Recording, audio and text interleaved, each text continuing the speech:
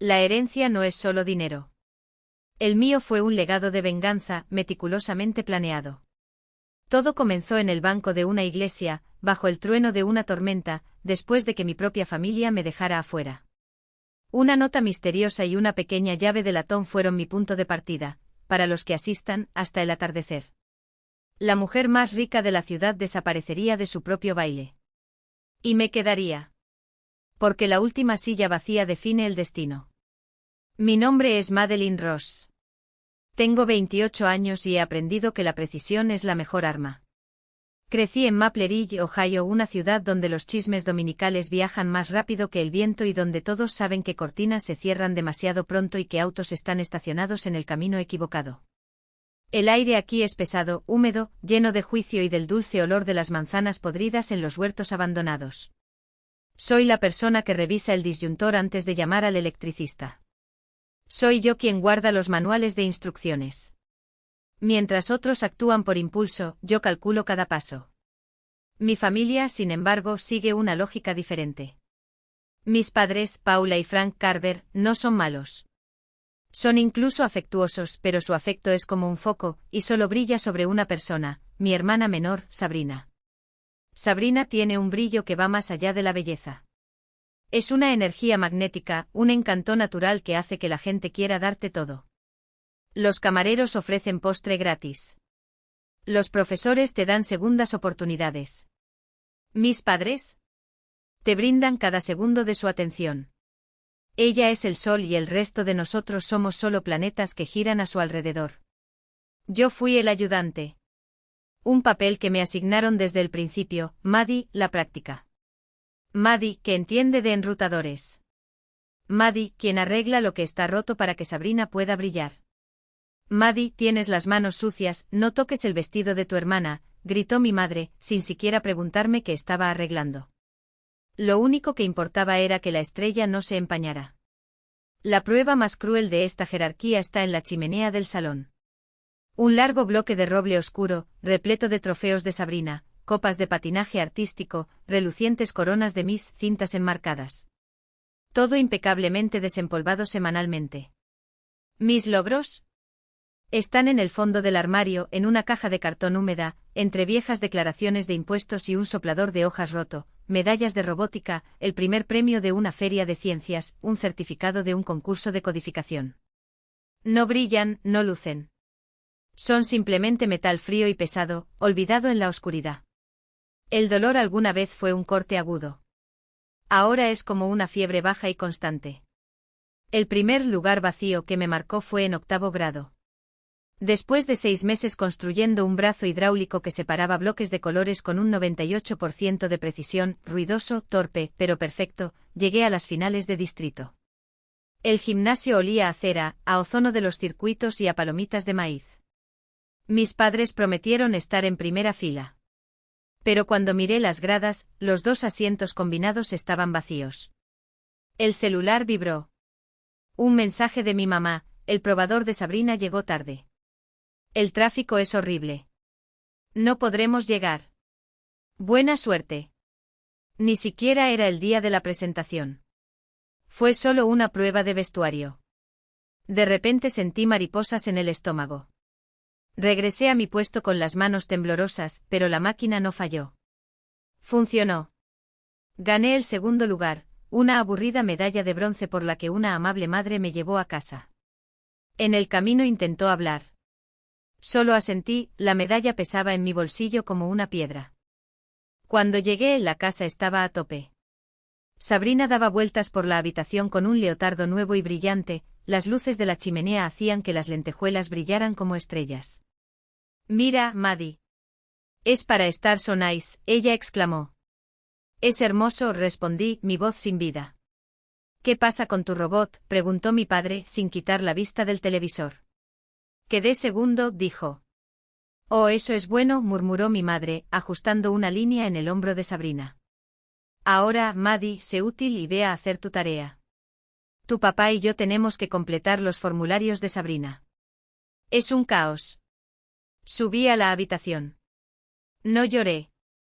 Llorar no solucionó nada. En lugar de eso, guardé la medalla en el cajón. El dolor seguía ahí, pero ya no ardía. Se estaba convirtiendo en algo sólido. Algo útil. Si era invisible, me convertí en observador. Si me ignoraban, me volví autosuficiente. Empecé a arreglar cosas para los vecinos. El lavavajillas de la señora Gabel tenía una válvula defectuosa. Descargué el esquema, pedí la pieza y la arreglé, cobrando solo el coste del material. La lógica de las máquinas era reconfortante, reglas claras, herramientas adecuadas, resultados garantizados. Fue justo. Empecé a ayudar en la despensa de alimentos de la iglesia de San Agustín, no por amabilidad, sino porque el sistema de inventario era un desastre. Las latas de judías verdes caducaban en la parte de atrás mientras la gente sacaba las últimas cajas de pasta del frente. Aprendí un lenguaje de programación básico en la vieja computadora de la iglesia y creé un script simple: entra, sale, primero en entrar, primero en salir. Reducción de residuos en un 30%. Nadie aplaudió, pero funcionó. Fue entonces cuando Eleanor Beacom, mi abuela, se fijó en mí. A diferencia de mi madre, un huracán de energía ansiosa y hambrienta de aprobación, Eleanor era la filántropa silenciosa del pueblo. Su nombre estaba grabado en el ala de la biblioteca y en el vestíbulo del hospital. Cabello gris recogido en un moño impecable, zapatos sensatos y un look al que no le faltaba detalle. Era dinero viejo pero discreto. Del tipo que valora el peso de las cosas, no el brillo. En las cenas familiares, mientras Sabrina realizaba sus hazañas de manera espectacular y mis padres escuchaban embelesados, Eleanor me observaba. Cada vez que hablaba, ella prestaba atención como si cada palabra fuera una moneda rara, evaluando su valor. Hasta que una tarde, mientras estaba arrancando maleza en el jardín de la iglesia, ella apareció a mi lado. No dije hola. Se limitó a arrodillarse y su fino abrigo de lana rozó el suelo. Y entonces, por primera vez, alguien vio realmente quién era yo. Empezó a arrancar dientes de león. Trabajamos en silencio durante varios minutos, el único sonido era el de las malas hierbas arrancadas y el ruido lejano del tráfico. Hasta que finalmente habló con voz áspera como hojas secas. El sistema de despensa. ¿Fuiste tú? Sí, señora. Es eficiente. Es simplemente lógica, respondí, limpiando la suciedad de mis manos en mis pantalones. Ella me miró. Los ojos son claros como el agua gris, fríos y precisos. La justicia no es una coincidencia, Madeline. Es ingeniería. Esa palabra, diseñado, se quedó clavada en mi cabeza como un clavo en la pared. Esa noche saqué una libreta nueva del cajón. No era un diario de sentimientos, sino un libro negro de tapa dura, de esos que usan los profesores para tomar notas serias. Lo abrí por la primera página y con una regla, dibujé 4 columnas, fecha. Evento. ¿Quién no apareció? ¿Qué construí de todos modos? La primera entrada fue retroactiva. Fecha, 4 de mayo. Octavo año. Evento, finales distritales de robótica. ¿Quién no apareció, Paul Carver? ¿Frank Carver? Lo que construí de todos modos, un brazo hidráulico que ganó el segundo lugar y me enseñó a leer esquemas. El libro de registro se ha engrosado con el paso de los años. Fecha, 10 de junio. Segundo año de secundaria. Evento, presentación en la Feria Estatal de Ciencias. ¿Quién no apareció, Paula, Frank? Sabrina, sesión de fotos de último minuto. Lo que construí de todos modos, un modelo predictivo de la contaminación del agua subterránea. Me consiguió una pasantía. Fecha, 19 de mayo. El año pasado. Evento, discurso de graduación victoriano. ¿Quién no apareció, mamá? Tuve que salir temprano para llevar a Sabrina al ensayo del concurso. Lo que construí de todos modos, una beca para Northridge College. Mientras mi libro se llenaba, Sabrina floreció. Ganó el título de Miss Condado de Maple. Firmó un contrato con The Gilded Hanger, una boutique local. Su rostro apareció 2 veces en la portada del Maple Ridge Monitor. Era, como lo llamó el periódico, el dulce corazón de Maple Ridge, un producto perfecto y brillante moldeado por la ciudad. Recibí mi carta de aceptación de Northridge. A horas de distancia. Había elegido la ciencia de datos. El campo se sentía bien. Era el arte de encontrar patrones en el caos, de darle sentido al ruido. Se trataba de hacer justicia, como había dicho Eleanor. Lo anuncié en la cena. Voy a Northbridge. Sabrina aplaudió cortésmente. El rostro de mi madre se tensó. Puente Norte, Maddie. Está tan lejos. El programa es bueno, mamá. Frank frunció el ceño y dejó el tenedor. Está lejos. Piensa en el horario de Sabrina. Se vienen las regionales. ¿Quién la ayudará a prepararse? ¿Quién gestionará las publicaciones en las redes sociales? Suspiró como si ya estuviera cansado de mi ingratitud. Contamos contigo para el negocio familiar. Sabrina miró hacia abajo, la imagen perfecta de decepción renuente. Vaya, Maddie. Lo que siguió no fue una pelea. Fue peor. Era un silencio denso y asfixiante, compuesto de suspiros y miradas que pesaban más que los gritos. Fui egoísta. No fue práctico. No era un jugador de equipo. 3 semanas después me fui. Mi ropa cabe en una maleta de segunda mano, con la rueda izquierda tambaleante. Las medallas en cajas quedaron en el garaje.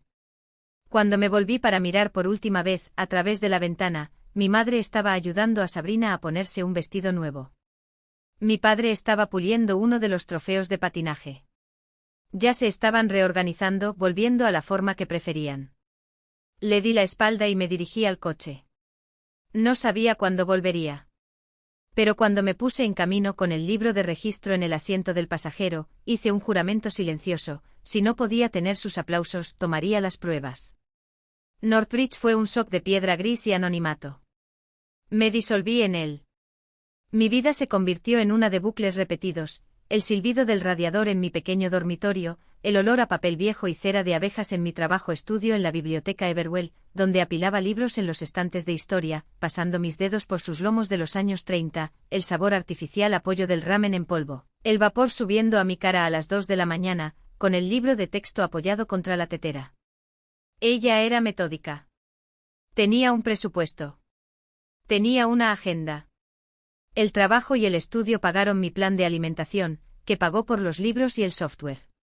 Hubo un rumor, un cartel colgado en el tablón de anuncios de la Unión de Estudiantes, Maddie Ross. Reparación de portátiles. Rápido. Barato. Era dinero en efectivo, 40 o 50 dólares por servicio. Me volví bueno en eso. La satisfacción táctil de abrir una carcasa de plástico sin romper los pestillos. El clic preciso de una tarjeta de memoria que encaja en la ranura. El zumbido de un ventilador que cobra vida. Yo seguía siendo el ayudante. Pero ahora me pagaron por ello. Era invisible pero funcional. Hasta que en el segundo año encontré mi propósito. Conseguí una pasantía en análisis de datos en Civic Pulse Lab, un grupo de expertos sin fines de lucro ubicado en una oficina en el sótano fuera del campus. El aire era una mezcla de café rancio, servidores sobrecalentados y el olor acre de los bolígrafos de pizarra. Mi primer proyecto no fue abstracto. Era un mapa del hambre. Me asignaron visualizar rutas de entrega en desiertos alimentarios para una red de despensas urbanas. Pasé semanas recopilando datos, horarios de autobuses, zonas censales, inventarios de tiendas de comestibles, listas de donaciones de despensa. Los números no eran solo números. Eran una historia de fracaso sistémico. Lo vi claro como un esquema. Vi la línea de autobús que se detenía 3 cuadras antes del único supermercado accesible, una distancia imposible para una persona mayor con andador. Vi el pico de donaciones en diciembre y la fuerte caída en marzo, justo cuando las facturas de calefacción de las familias eran más altas. Vi códigos postales con las tasas de pobreza infantil más altas que recibían el porcentaje más bajo de donaciones de productos frescos. Fue injusto. Y estaba mal diseñado. Trabajé hasta pasada la medianoche durante un mes. No solo hice un mapa. Construí un panel predictivo. Limpio, interactivo, brutal en su honestidad. Hiciste clic en un CEP y viste el déficit en tiempo real. Se podía ver dónde tenía fugas el sistema. Fue mi primer trabajo publicado.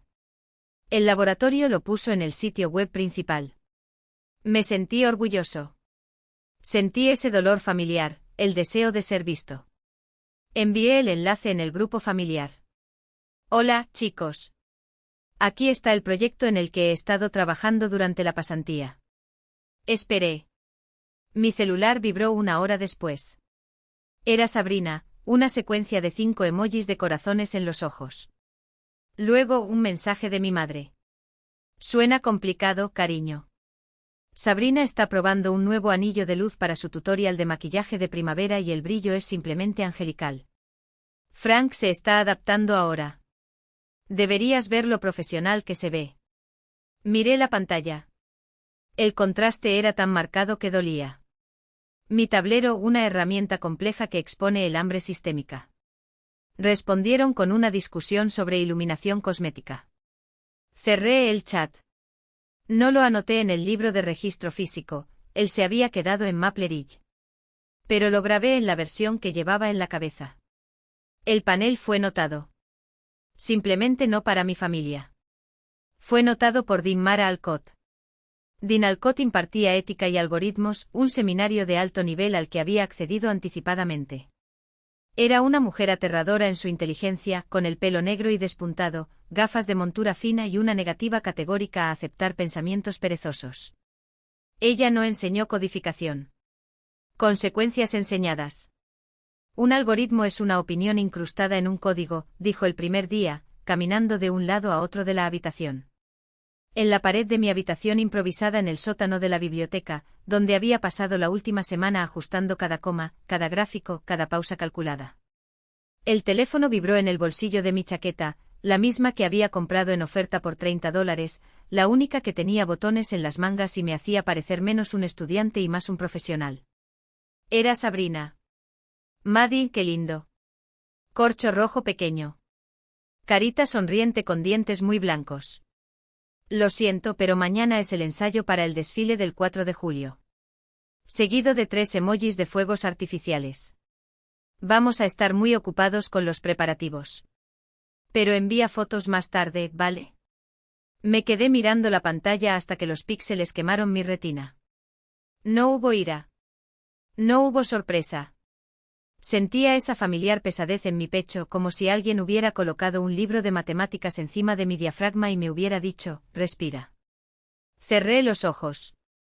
Cuando los abrí, el reflejo en la ventana me dio una imagen clara, una mujer de 22 años, con ojeras, pero con la postura erguida de quien ya había aprendido a cargar cosas más pesadas que la decepción. Presentarse en una sala vacía no era nada nuevo. Tampoco lo hace la presentación en una pantalla en blanco. Pero esta vez no estaba pidiendo permiso. Esta vez estaba mostrando el trabajo. El salón 307 del edificio de Ciencias Sociales estaba lleno. No por mis padres. No para mi hermana, cuya ausencia era tan predecible como su severidad. Pero sí por colegas que habían pasado noches sin dormir conmigo en los laboratorios de datos, por profesores que conocían el peso de cada línea de código que había escrito, por un puñado de extraños que habían llegado atraídos por los rumores en línea sobre la chica de Ohio que estaba reinventando la logística rural. Y al fondo, sentada en la última fila con las manos cruzadas sobre un bolso de cuero gastado, estaba Dean Alcott. Ella no sonrió cuando nuestras miradas se encontraron. No saludó. Él simplemente asintió, un movimiento mínimo, casi imperceptible, como el clic de un mouse que confirma una ejecución. Empecé a hablar. No sobre números. No sobre modelos. Sobre el hambre. Sobre cómo en Maple Ridge, las donaciones de la iglesia se registraban en cuadernos de papel que se pudrían en el sótano húmedo. Sobre cómo la Fundación Bicom distribuyó fondos basándose en conjeturas fundamentadas de hombres que nunca habían puesto un pie en las granjas que pretendían salvar. Sobre cómo en 3 condados había encontrado un patrón, los recursos iban a donde era fácil entregarlos, no a donde eran necesarios. Y luego le mostré el modelo. No fue solo un algoritmo. Era un espejo. Cuando proyecté las diapositivas finales, los mapas de calor superpuestos en las rutas de entrega, los puntos rojos parpadeando donde ocurrirían fallas dentro de 6 semanas, no donde ya habían ocurrido, escuché un murmullo entre la audiencia. Alguien susurró joder con tal reverencia que casi sonreí. Dean Alcott no susurró. Ella simplemente se puso de pie, se ajustó las gafas y dijo sin micrófono. Esto no es tecnología, Ross. Esto es justicia. El silencio que siguió fue el que precede a algo grande. Del tipo que sientes en tu piel. No necesitaba mirar mi teléfono para saber que no había ninguna notificación. No hay mensajes perdidos. Nada de lo siento, amor, te estamos apoyando, enviado a toda prisa entre un selfie y otro. Porque por una vez no me lo esperaba. El mensaje apareció en la pantalla de mi celular, abandonado sobre el escritorio que ya no era mío. Era de Paula. Fin de semana de lanzamiento de la marca Sabrina. Cariño, estamos agotados. La boutique está llena de personas influyentes de Columbus. Estamos en nuestro límite. Tendremos que ver la repetición. Buena suerte. Lo leí 2 veces. Exhausto. Estaban exhaustos incluso antes de que ocurriera el evento. Agotados por el peso de la importancia de la brillantez de Sabrina, por el esfuerzo de mantener una fachada que ni siquiera era la de ellos. Miré la diapositiva abierta en mi cuaderno. Un algoritmo complejo capaz de predecir la inminente escasez de antivirales en los condados rurales con un 85% de precisión. Escribí la respuesta, descansa. Lo dije en serio. No fue ironía. No fue ira. Fue un punto final. Era el sonido de una puerta de acero cerrándose, pesado e irrevocable. Apagué mi celular y volví al ensayo. Presentación impecable. Entrevista en radio regional sin contratiempos. Utilicé la palabra diseñado con la precisión de quien sabe el peso que lleva. Dejé mi único traje decente en el estante trasero del auto, envolví el letrero de BA con Fellowship en una toalla y lo tiré en el maletero. Conduje hasta Maple Ridge. Necesitaba un puerto.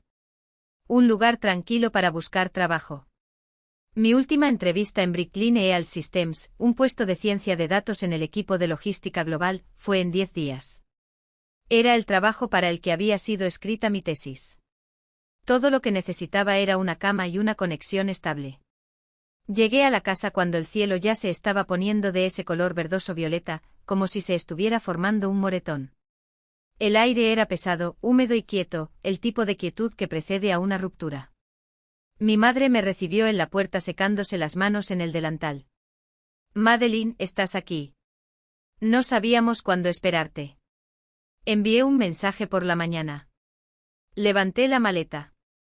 Ah, era un día. Suspiró como si la palabra día por sí sola lo explicara todo. El lanzamiento de Sabrina fue un éxito absoluto. Un triunfo. No me abrazó. Simplemente hizo un gesto vago hacia adentro, sus ojos ya se deslizaban sobre mi hombro, como si estuviera buscando a alguien más relevante. Entra, cariño. ¿Sabes dónde está todo? Subí las escaleras que me sabía de memoria. El pasamano desgastado en los mismos lugares. El olor a alfombra vieja mezclado con el aroma artificial del ambientador que mi madre compró al por mayor. Abrí la puerta de mi habitación. Y me detuve. No era mi habitación. Las paredes, antes de un azul neutro que yo mismo había elegido, ahora gritaban un agresivo rosa milenario, ese tono que parece hecho para ser fotografiado, no para ser habitado. Mi cama individual había sido reemplazada por una ridícula y poco práctica chaise longue de terciopelo blanco. Mi escritorio, en el que soldé mi primer robot cuando tenía 13 años, ya no estaba. En su lugar hay un tocador rodeado de aros de luces de cine, como si la habitación hubiera sido convertida en un plató de cine barato. La ropa con etiquetas todavía puesta se alineó donde solían estar mis libros. Trípodes, paraguas iluminados, cajas de maquillaje apiladas. El olor a perfume sintético y a plástico le quemaba la nariz. ¡Oh! Mi madre apareció detrás de mí, con las manos entrelazadas en un gesto de satisfacción. Olvidé decírtelo. ¿No es maravilloso? Lo transformamos en un estudio de contenidos para Sabrina. Miré la pared donde solían estar mis medallas de robótica. Ahora un póster gigante de Sabrina, iluminado profesionalmente, riéndose de nada. ¿Dónde? Mi voz era baja, controlada. ¿Dónde están mis cosas? Oh, las camas están en el ático, querida. ¿Y su escritorio? Hizo una mueca falsamente dulce y de disculpa. Frank lo llevó al garaje. Necesitábamos el espacio. La marca Sabrina es ahora un verdadero negocio. Es una empresa familiar. Di un paso adelante y coloqué la maleta sobre la alfombra rosa, demasiado suave, demasiado falsa. No dije nada. Simplemente me di vuelta y bajé las escaleras, pasando junto a ella como si fuera un fantasma. El garaje apestaba a gasolina y moho. Mi viejo escritorio estaba contra la pared, cubierto de cajas vacías de algún producto que Sabrina debió haber promocionado. La caja de cartón con mi nombre, Maddie Misk, no estaba a la vista. Probablemente enterrado bajo capas de cosas que importaban. Sentí una presión fría acumularse detrás de mis ojos. No quería pelear. Solo quería dormir. Solo quería prepararme para la entrevista. El detonante llegó durante la cena. Era inevitable. Mi padre, Frank, me arrinconó mientras me preparaba un sándwich, apoyado contra la encimera con ese tono de voz que pretendía ser racional. Entonces, Maddie. Se cruzó de brazos. Esta búsqueda de empleo. Tu mamá me dijo que tienes el ojo puesto en un lugar importante, este Brickline. Es una buena oportunidad. Sí, papá. Seguí untando la mostaza sobre el pan. Pero está lejos. Y suspiró como si ya supiera lo que se avecinaba. No es familia. Mira, he estado pensando. Bajó la voz con tono conspirativo. La marca de Sabrina está despegando. Necesita a alguien inteligente e organizado, que se encargue de la parte burocrática. Un gerente. Me detuve. El pan flotaba en el aire. Ella te necesita, Maddie. Él sonrió como ofreciéndome un regalo. Eres práctica. Buena con estas cosas informáticas. Podría encargarme de las facturas, la agenda, las publicaciones. Sería una verdadera empresa familiar. Negocio familiar. Las mismas palabras. El mismo papel. El ayudante. No, mi voz no tembló. La sonrisa de Frank vaciló. ¿Qué quieres decir, verdad? No. Repetí con más firmeza. Gracias. No voy a ser el manager de Sabrina. Soy un científico de datos. Tengo una entrevista en Brickline. Línea brillante. Su voz se elevó, aguda. Eso es una posibilidad muy remota, Madeline. Esto es seguro. Deberías ser práctico. Deberías ayudar a tu hermana. Golpeó su mano contra el mostrador. Todos tenemos que hacer nuestra parte. Ella es la que realmente tiene una oportunidad. No soy su asistente. Mi voz temblaba, pero mantuve el tono. No voy a construir su marca. Construí mi propia carrera. ¿Qué carrera? Él se ríe secamente. ¿Un proyecto universitario? ¿Un membrete? Sabrina está ganando dinero de verdad, Madeline. Verdadero éxito. Y estás demasiado orgulloso para ayudar después de todo lo que hemos hecho por ti. La injusticia de esto me asfixió. Todo lo que hicieron por mí. Cada silla vacía en mis presentaciones. Cada trofeo que no era mío en el estante. Cada ya veremos, querida, que nunca se convirtió en nada. Tengo que prepararme para la entrevista. Dejé el cuchillo en el fregadero y salí de la cocina. Madelina. Gritó. No te vayas. Somos una familia. Subí al estudio de contenidos y cerré la puerta. Me senté en el ridículo diván de terciopelo y abrí mi cuaderno.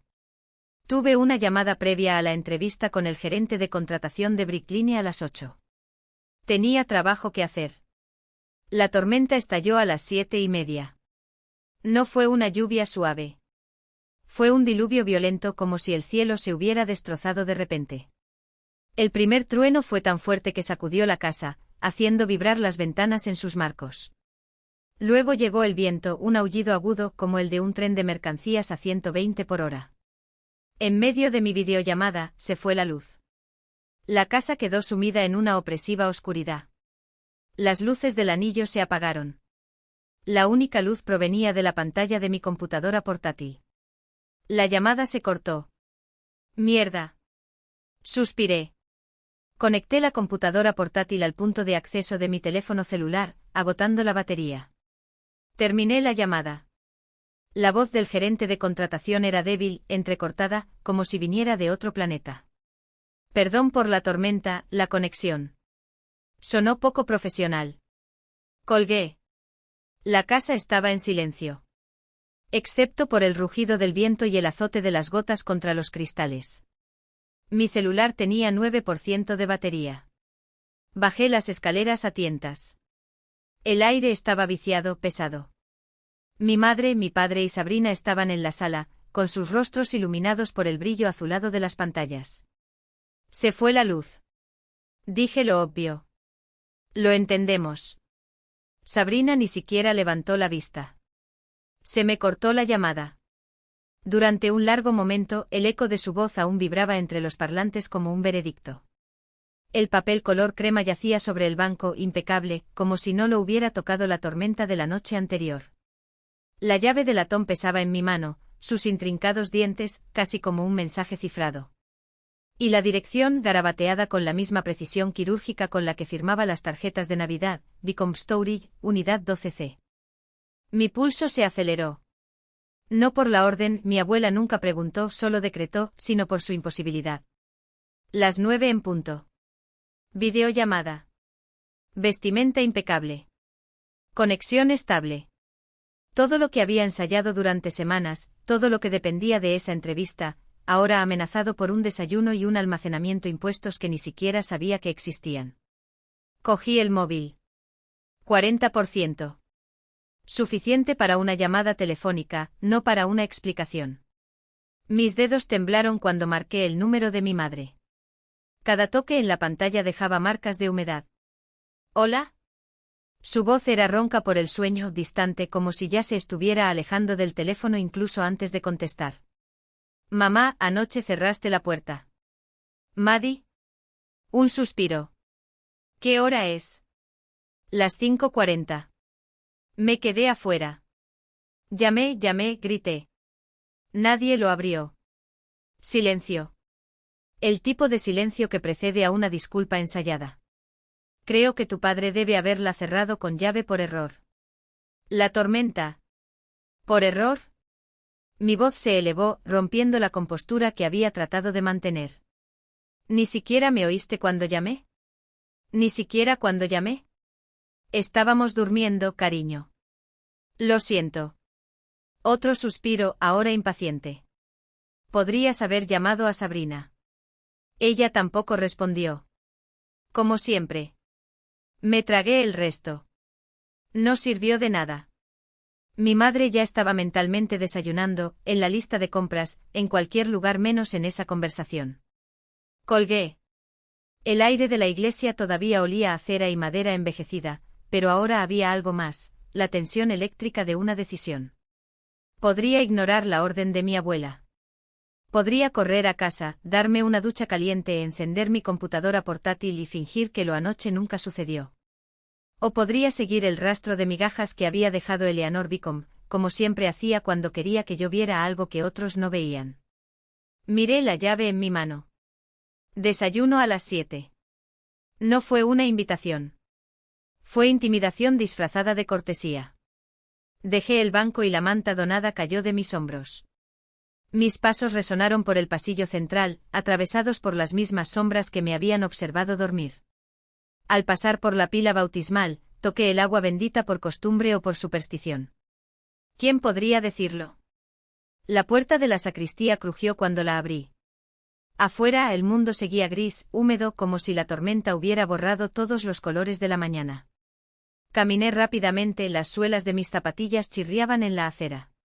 A 6 cuadras del Art and Kettle Diner, uno de esos lugares donde los camareros te llaman cariño, y el café viene en tazas de porcelana desconchadas. Llegué a las 6:50. El timbre sonó cuando entré y todas las miradas se volvieron, no por curiosidad, sino por reconocimiento. Ahí está la nieta de Eleanor. El olor a tocino y panqueques me golpeó como un puñetazo en el estómago. No había comido desde el almuerzo de ayer. Ella ya estaba sentada atrás, en el reservado de cuero desgastado que siempre ocupaba. Frente a él no había ningún plato ni una taza de café. Solo sus manos entrelazadas sobre el bastón y su mirada fija en la ventana, como si estuviera calculando mi llegada. Llegas tarde, dijo sin darse la vuelta. Son las 6:59. Casi. Me senté frente a él. El vinilo del asiento se sentía frío bajo mis muslos. Deslizó un menú hacia mí, pero yo sabía que no debía ordenar. ¿Qué hay en la unidad 12C? Pregunté cortando el juego de poder antes de que comenzara. Sus labios se curvaron casi imperceptiblemente. No fue una sonrisa. Era el tipo de expresión que precedía a una lección. Cosas que tu madre nunca te mostró. Apareció el camarero, bolígrafo en mano. ¿Lo de siempre, señora Bicom? Sí. Y para ella, huevos revueltos, tostadas sin mantequilla, zumo de naranja. Sin azúcar. Lo anotó sin pestañear. Cuando él se alejó, ella deslizó la llave sobre la mesa, como un desafío. Tienes una hora. La entrevista es a las 9. Su tono no dejaba lugar a la negociación. ¿Y Maddie? Sí. Toma el libro de contabilidad. El verdadero. La luz gris se disolvió en un dorado pálido y diluido, como si el cielo hubiera agotado sus últimas reservas de color. Los santos de cristal que estaban encima de mí cobraron vida, con sus rostros impasibles iluminados a contraluz, como jueces silenciosos en un tribunal que ni siquiera sabía que estaban siendo juzgados. Mis dedos temblaban en el banco no por el frío que aún cortaba el aire, sino por la llave en mi bolsillo, pesada como una frase. Asume. La dirección sonaba como un apellido olvidado, una herencia que nadie quería reclamar. Ella lo sabía. Por supuesto que sabía que yo no estaba en casa de mis padres. ¿Pero cómo se enteró de la entrevista? De Brickline, mi cuerda de escape, el trabajo que me sacaría de Maple Ridge como una raíz arrancada, lejos del estudio rosa de contenido vacío, lejos del peso sofocante de las expectativas familiares, lejos de esa sonrisa educada que era la única moneda de cambio que mis padres conocían. Era mi futuro. El único que había construido con mis propias manos. Y ahora esto, una clave. Una dirección. Una trampa disfrazada de oportunidad. En el pequeño baño al lado de la despensa, el que conocía tan bien que podía navegar en la oscuridad, me mojé la cara con agua helada hasta que me dolieron los huesos. Me froté la piel como si pudiera borrar las marcas de la noche, la rejilla del insomnio en mis ojos, la tensión que endurecía mis hombros. En el espejo barato ondulado como la superficie de un lago revuelto, un extraño me miraba fijamente, cabello revuelto, ropa arrugada como si hubiera dormido con ellas, y lo hice, ojos rojos como brasas apenas extinguidas. Parecía lo que era, una fugitiva. Una pieza que no encajaba en ningún tablero. Guardé la llave y el papel en el bolsillo, doblé la manta de donación con movimientos mecánicos y la volví a colocar en el baúl. Cerré la puerta lateral de la iglesia detrás de mí y salí a un mundo diferente. La tormenta había pasado, llevándose consigo la capa de niebla que siempre humedecía a Maple Ridge. El aire era nítido, limpio, casi violento en su claridad. El sol, que emergía detrás de los edificios de Main Street, era un rayo, repentino, implacable. Hizo que el asfalto mojado brillara como metal fundido. Cada gota de las hojas de roble se convertía en una lupa, quemando todo lo que tocaba. La ciudad entera parecía desnuda, como si alguien le hubiera quitado la piel durante la noche y dejado sus nervios al descubierto. El timbre encima de la puerta de Hearth y Kettle sonó como una advertencia. El olor, café viejo, grasa de tocino, lejía, era tan espeso que casi podía masticarlo. Ella ya estaba allí. Al fondo de la habitación contra la pared, de cara a la entrada, como siempre. Una taza de café negro intacto frente a ti. El Wall Street Journal está abierto y las páginas crujen bajo los dedos como si estuvieran hechas de hueso. Levanté la vista mientras me sentaba en el vinilo rojo agrietado. Ella no sonrió. No preguntó por la iglesia. No hizo comentarios sobre mi condición, el cabello despeinado, la ropa que olía a desesperación. Tu entrevista es a las 9. No fue una pregunta. Sí. Con línea brillante. Mi voz sonó áspera, como si no la hubiera usado en días. Es una buena compañía. Logística médica. Estoy bien preparado. Serías una buena contratación.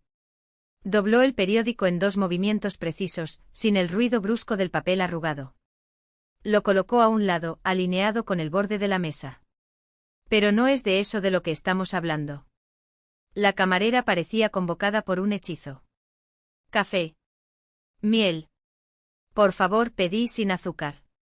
Eleanor deslizó un sobregrueso de tamaño legal sobre la mesa de fórmica. Sellado. Pesado.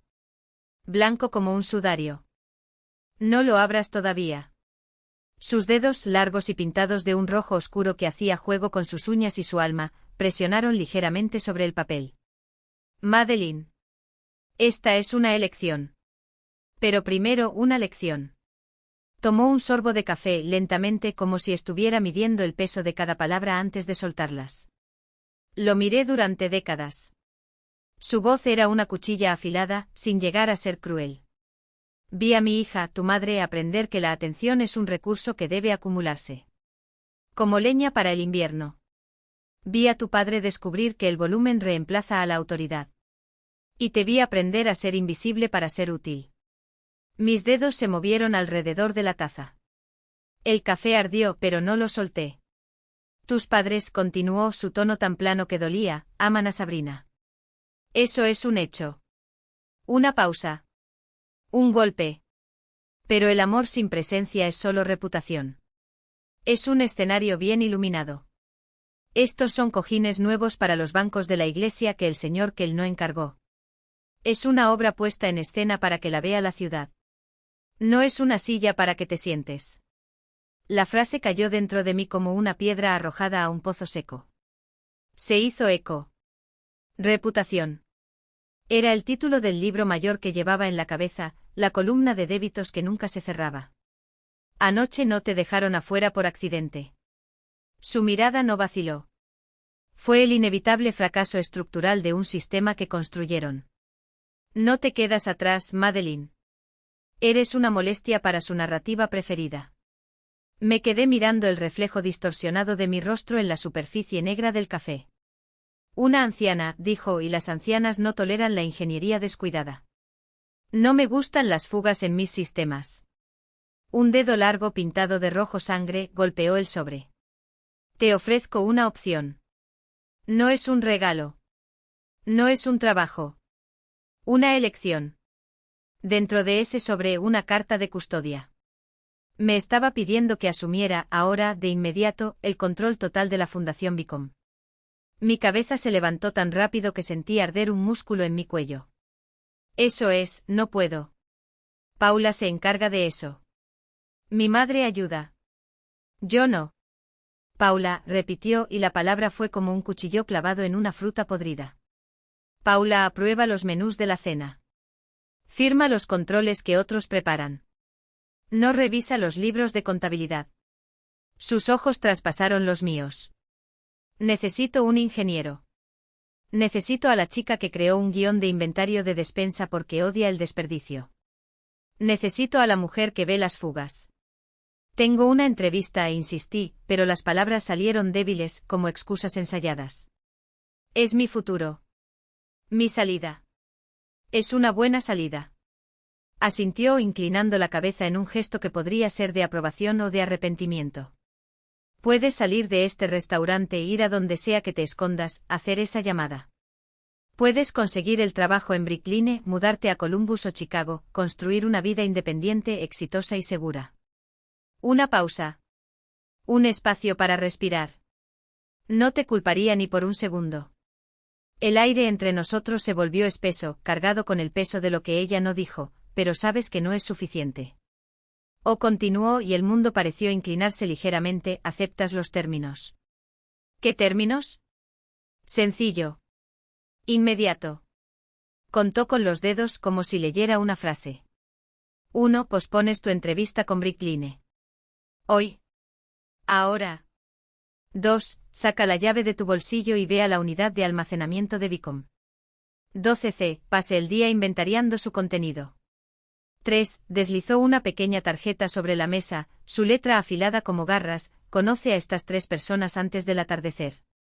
Tomé la tarjeta. Los nombres saltaron como acusaciones.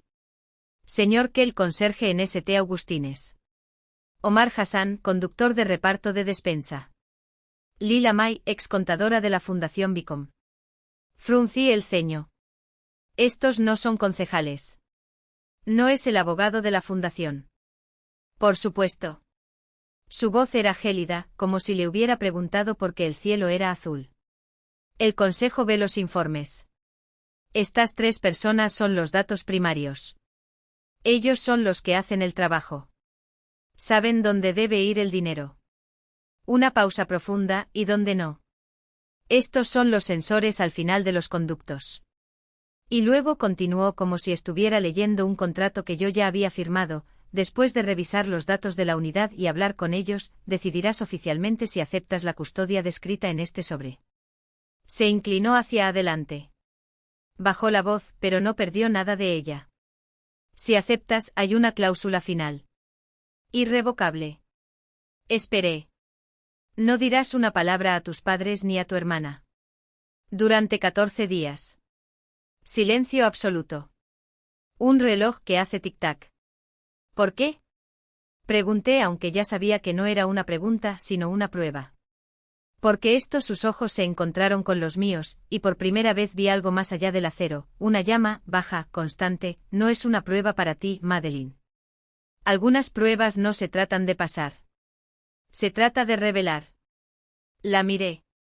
La mujer que me encontró dando vueltas en un jardín a los 7 años y me enseñó la primera lección importante: ¿qué harías con $10,000?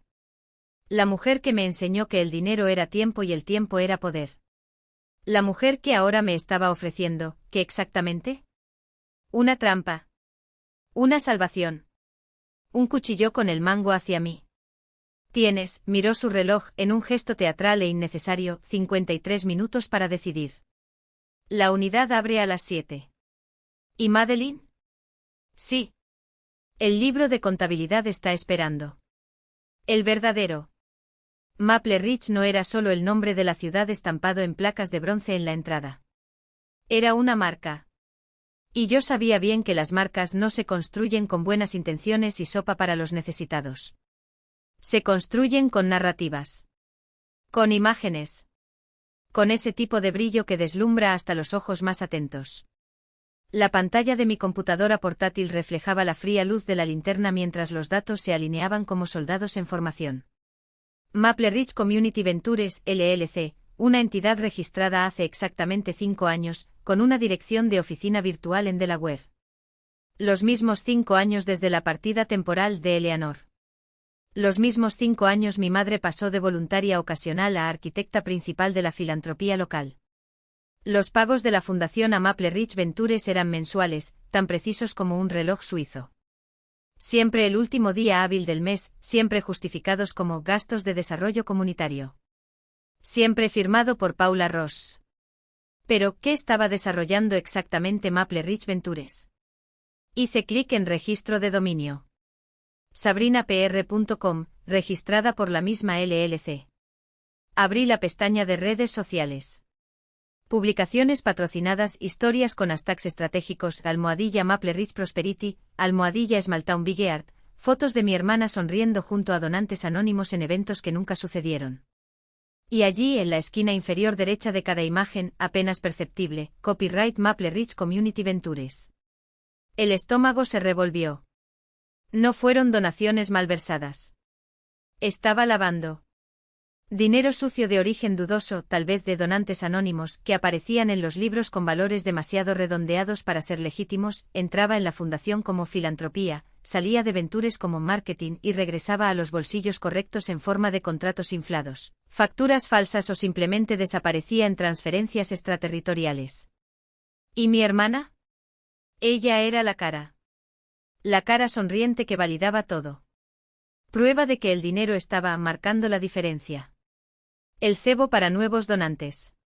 El reloj en la esquina de la pantalla marcaba las 9:17. Lila May había dicho que Eleanor paseaba al perro a las 9. Pero sabía que ella no estaba en el parque. Ahora no. Cerré la computadora portátil con un clic seco. El sonido resonó en el reducido espacio de la unidad como un disparo. Las cajas grises me observaban mudas, llenas de secretos que ya no era necesario guardar. Porque el libro de contabilidad no estaba solo en mi cabeza. Está en mis manos. Y no era solo un récord de números. Era un arma. Dejé la unidad sin cerrar la puerta. El sol ahora me quemaba la nuca implacablemente, como si el universo entero estuviera conspirando para recordarme, no hay vuelta atrás. La llave de la unidad pesaba en su bolsillo como una frase. O una absolución. Me detuve en medio de la acera. Saqué el teléfono. No llamé a Brick Lane. Ya no pospuse nada. Marcó un número que no había usado en años. El timbre fue largo. Demasiado tiempo. Madeline. La voz al otro lado de la línea era gélida, calculada. No hubo sorpresa. Solo una exhalación lenta, como si hubiera estado esperando todo el tiempo. Entonces encontraste el armario de esqueletos. No son esqueletos, mamá, respondí y mi voz sonó extraña, como si perteneciera a otra persona. Una persona que no temblaba. Estas son pruebas. Silencio. Luego una risa baja, casi afectuosa. Ay, cariño. Siempre fuiste tan literal. Otra pausa. El sonido de un vaso al ser colocado sobre una mesa. ¿Y ahora? ¿Vas a denunciar a tu propia familia? ¿Arruinar a tu hermana? ¿Romper el nombre que te dio todo, incluida esa moral selectiva tuya? Miré al cielo. Despejado. No hay escapatoria. No, dijo. Voy a quemarlo todo. Y colgué. Rig Event Services, LLC no era más que un fantasma. Pagos por planificación cívica y coordinación promocional, términos tan vagos como las promesas de mi familia. La dirección de la LLC. Un apartado postal en una tienda de UPS. El mismo mensaje de voz vinculado al agente de Sabrina, el que orquestó sus acuerdos de boutique. El dinero provino de la organización benéfica, atravesó la fachada de una empresa de eventos y, como un truco de magia sucio, se convirtió en la marca de mi hermana. O en comisiones para el propio agente. O ambos. No importó. Lo que importaba era el camino, un círculo vicioso en el que el sufrimiento de otras personas se convertía en me gusta y lanzamientos. Cerré la computadora portátil con un chasquido. Me temblaban las manos, pero no por debilidad. Era la furia silenciosa de alguien que finalmente ve el engranaje podrido detrás del reloj dorado. La siguiente dirección ya estaba grabada en mi memoria, el almacén de San Agustín. El lugar donde años atrás escribí líneas de código para optimizar las donaciones. El lugar donde ahora las estanterías estaban vacías. Omar Hassan estaba en el muelle de carga, luchando con un palé roto. La camiseta pegada al cuerpo por el sudor, las manos marcadas por el trabajo que nadie más quería hacer. Cuando me vio, ni siquiera levantó la vista. Si viniste a donar, solo aceptamos latas, refunfuñó, empujando con el pie el equipo defectuoso. Estamos llenos de pan. Omar, llamo y mi voz es más firme de lo que esperaba. Soy Madeline Ross. Nieta de Eleanor Beacom. Se detiene. Se limpia la frente con el antebrazo, dejando una marca de hollín en la piel. Los ojos cansados finalmente me reconocen. Ah, la chica de la informática. Un profundo suspiro. Qué momento de mierda para una visita, Ross. Nos estamos hundiendo. ¿Cómo esto? Señala el interior del almacén. Los estantes, antes llenos, ahora mostraban escasas filas de productos enlatados. El olor a moho se mezclaba con el de desinfectante barato. La demanda ha aumentado un 30% desde que cerró la fábrica. ¿Pero las donaciones? Me reí, un sonido seco y sin humor. No es falta de comida, Madeline. Es falta de gasolina. Mi estómago se contrae. ¿Qué? La Fundación Beacom financió un programa de vales de combustible para nuestras 2 camionetas. Era la única manera de llevar comida a las zonas rurales, a los cierres. Patea el jergón y el metal cruje. Hace 2 años lo cortaron a la mitad. Sin previo aviso. En el mismo mes que Sabrina empezó a publicar sus fiestitas. Toda esa mierda de amor rica en arce. Las piezas encajan con un clic nítido como engranajes oxidados que finalmente giran. ¿Tuviste que recortar las entregas? Lo hicimos. Su voz es un gruñido. La necesidad está ahí. La comida está aquí. Pero no hay manera de aceptarlo. Me mira, y hay algo en sus ojos que no es solo cansancio. Es traición. ¿Crees que tu abuela lo sabía? No respondo. Porque la respuesta ya me arde en la garganta. El santuario de San Agustín olía a cera de limón y a polvo antiguo. Los rayos del sol cortan el aire como cuchillas, iluminando partículas danzantes. El señor Kell estaba allí encorvado sobre el trapeador, con los hombros curvados por el peso de décadas de recoger la suciedad de otras personas. Señor Kell. Él se da vuelta. El rostro se ilumina por un segundo, reconocimiento, antes de acercarse con precaución. ¿Sí, señorita? Soy Madeline Ross. Una pausa. Dormí aquí anoche. Sus ojos se abren y luego se suavizan. Oh. Señala el nártex. Tu abrigo estaba en el suelo. Te lo colgué. Gracias. Él asiente y vuelve a trapear. El sonido húmedo de la tela sobre el suelo de piedra llena el silencio. Señor Kell, mi abuela me pidió que le hablara de estos bancos. Mi mano se desliza sobre el terciopelo burdeos del asiento. Nuevo. Impecable. Caro. Suspira apoyándose en el mango del trapeador. Ah, eso. Una mueca. Era la señora Carver. Tu madre. ¿Qué pasó? Necesitábamos escurridores. Su voz es baja, cuidadosa. El techo del almacén gotea cada vez que llueve. Ponemos cubos. Solicitamos una subvención a Vicom para reparar el techo y comprar suministros. Cosas básicas. ¿Y? Tu madre vino a una reunión de la junta directiva.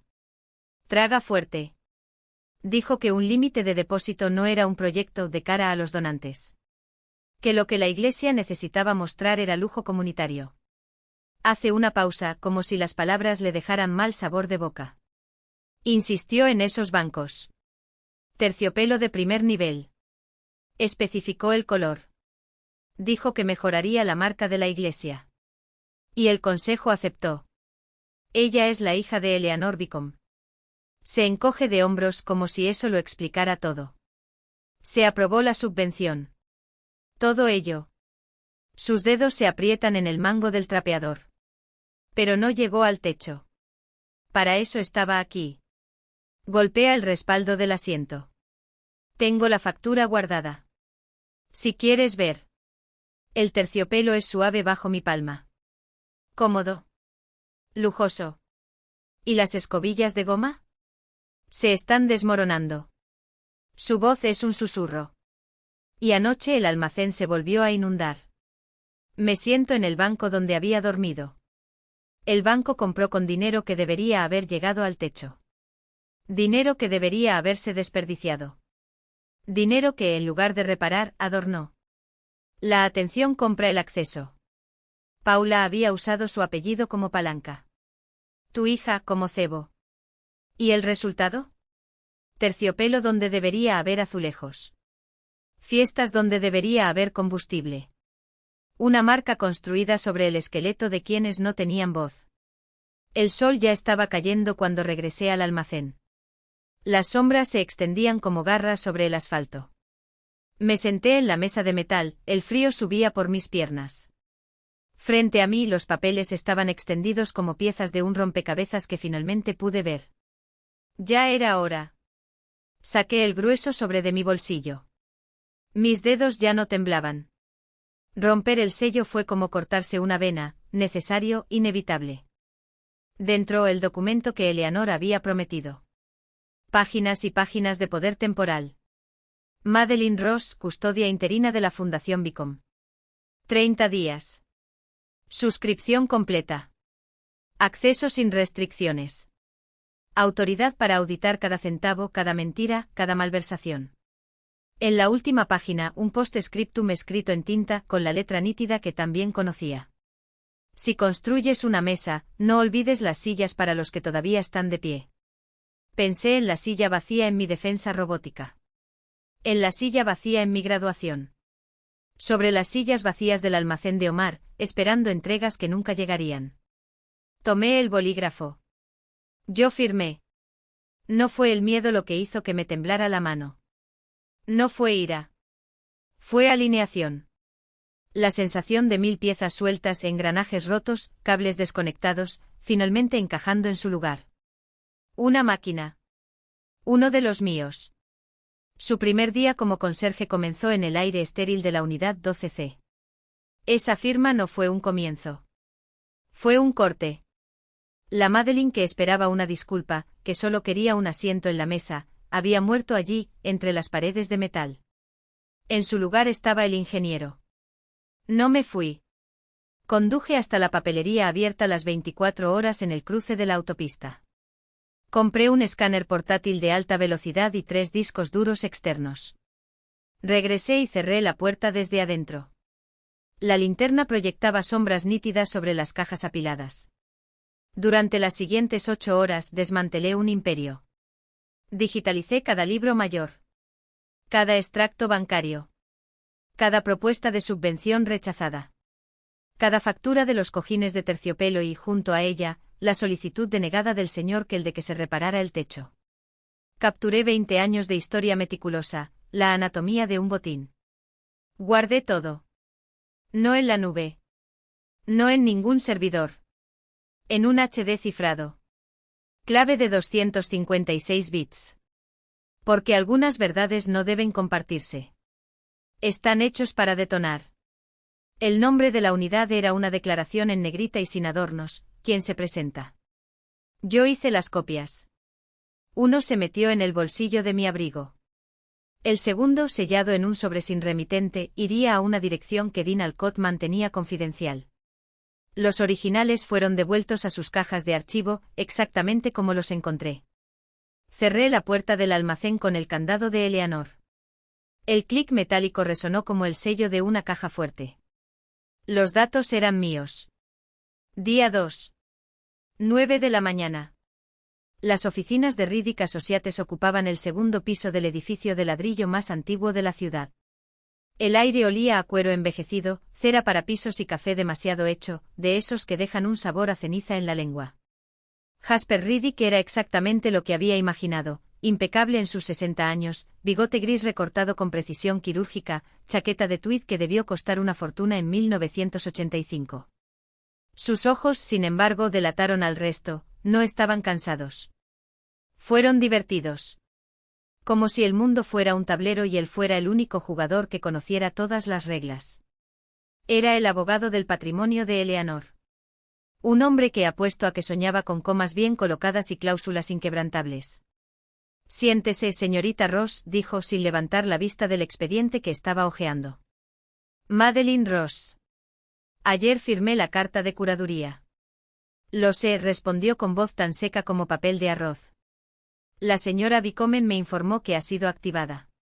Una sonrisa mínima, casi imperceptible. Bienvenido al consejo. ¿Café? No. Gracias. Necesito saber el estatus legal completo. El estatuto. Las regulaciones. Y el mecanismo de confianza. Jasper Riddick juntó las yemas de los dedos, como si estuviera a punto de explicar por qué mi razonamiento era erróneo. Por un segundo pareció un profesor decepcionado por un alumno que saltó directamente a la última página del problema. La mayoría de la gente empieza preguntando cuánto dinero hay, observó. Se empieza por el mecanismo. Suspiró casi imperceptiblemente. Eres la nieta de Eleanor. Sin más preámbulos, un volumen encuadernado en cuero, lo suficientemente grueso como para servir como arma, se deslizó sobre la mesa de caoba. La abrió con un clic seco. Elinor era ingeniera, señorita Ross. Igual que tú, me dijeron. Su dedo índice trazó una línea en el papel. Su fideicomiso en vida no es una caja fuerte. Es una máquina. Diseñado para trabajar con precisión milimétrica. Y funciona con un combustible muy específico e innegociable, la presencia. Presencia física, aclaró como si yo fuera lento. Todo gira en torno a lo que llamamos cláusula de asistencia. Es la columna vertebral de la confianza. La base de los fondos. Pasé la página. El diagrama era casi hermoso en su cruel sencillez. En realidad es elegante, continuó como si estuviera describiendo un reloj suizo. Fondos, becas, subsidios, distribuciones discrecionales, nada fluye por defecto. No es herencia. Es un salario. Y solo se les paga a quienes asisten y prestan servicios en puntos de referencia comunitarios designados. Su dedo tamborileó sobre cada artículo, inventario trimestral del almacén. Revisión del presupuesto del ayuntamiento. Comité de mantenimiento del jardín de la iglesia. Servicio voluntario en la clínica. Una pausa. Si no está allí su parte o los fondos de su organización, se redirige al Fondo Comunitario General de ese trimestre. Sentí el ajuste nuevamente. Esa satisfacción fría y metálica. Si no aparece, susurré.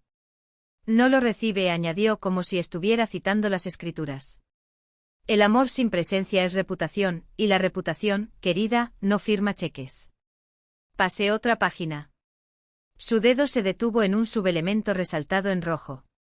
Lo que nos lleva, dijo con la calma de un cirujano señalando un tumor, al Carver Family Trust. Toqué la cláusula. Era mi momento. Este es su reloj, señorita Ross. Sus ojos brillaron casi imperceptiblemente. Las distribuciones a tu madre, a tu padre, a tu hermana, están ligadas a una adenda específica. Un mandato de rendición de cuentas. Leyó en voz alta, en caso de activación de un nuevo síndico, como lo fue usted, se debe realizar un evento público de transparencia, detallando los gastos recientes de la fundación y su impacto en la comunidad. Dentro de los 14 días posteriores a la aceptación. Lo cual te deja, consultó su reloj de bolsillo, 13 días.